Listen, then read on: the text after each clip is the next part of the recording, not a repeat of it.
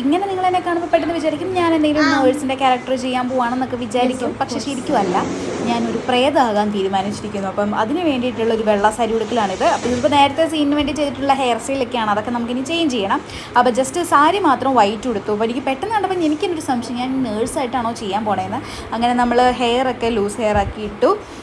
പ്രേതത്തിൻ്റെ look വരണമല്ലോ, അപ്പോൾ അതിന് വേണ്ടിയിട്ട് നമ്മൾ റെഡി ആയി കഴിഞ്ഞിരിക്കുന്നു. അപ്പോൾ ഇതാണ് എൻ്റെ ഒരു പ്രേത ഫൈനൽ ലുക്ക്. അതായത് ജ്വല്ലറീസൊക്കെ മാറ്റി ലൂസ് ഹെയർ ഇട്ടു, വൈറ്റ് സാരി ഉടുത്തു, പ്രേതം സെറ്റ്. ഇനി നമുക്കൊരു മാസ്കും കൂടി ഉണ്ട് കേട്ടോ, അതുകൂടി വെക്കണം.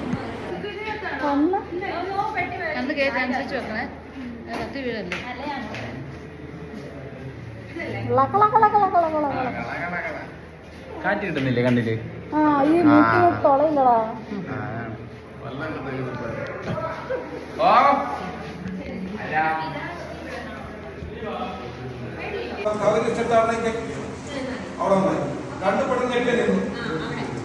കുറച്ചങ്ങോട്ടോ ആ ഫാൻ്റെ അവിടെ നോക്കി അവിടെ കണ്ടു. അതിനോട് കിടക്കുന്നു. പരസ്പരം നോക്കി വീണ്ടും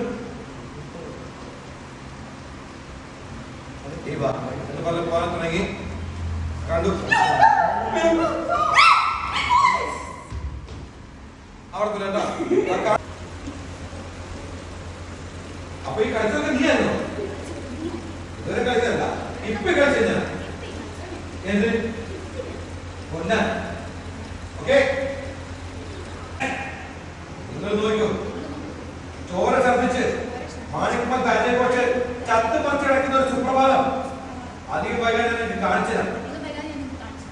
നോക്കി പോട്ടെ.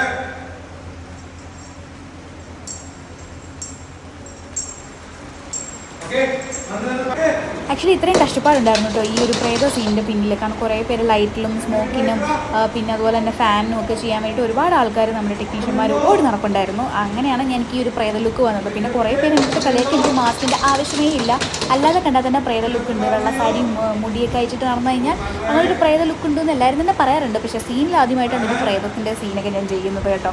അതുകൊണ്ട് ഞാനും ഭയങ്കര എക്സൈറ്റഡ് ആയിരുന്നു.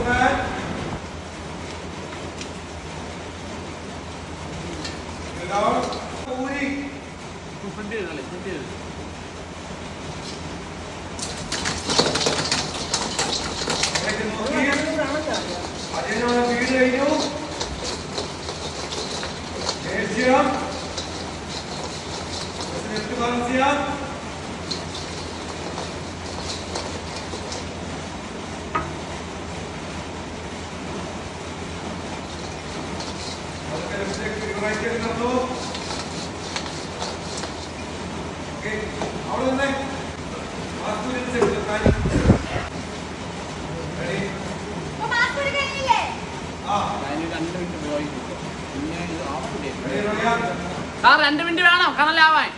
കനലാണെന്നാണ് പോണ്.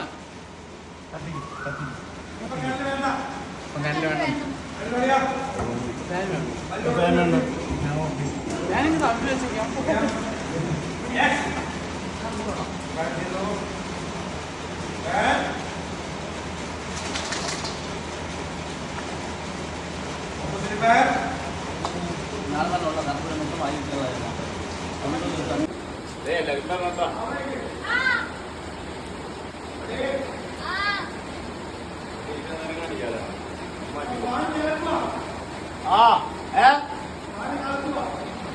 ഫാനകത്ത് വരാം, അകത്തകത്ത് എടുത്ത്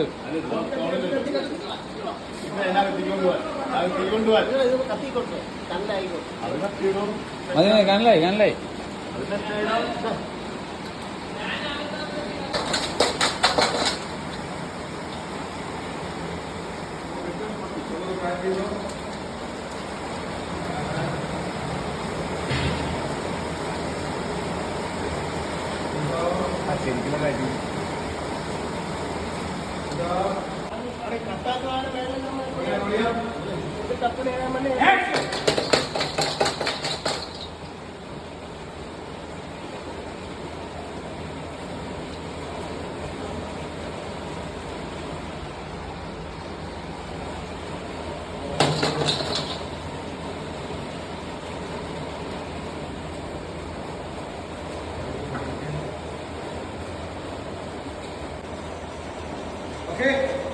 നോക്കി വെച്ചോ, അവിടെ കാർപ്പട തിരിയണം.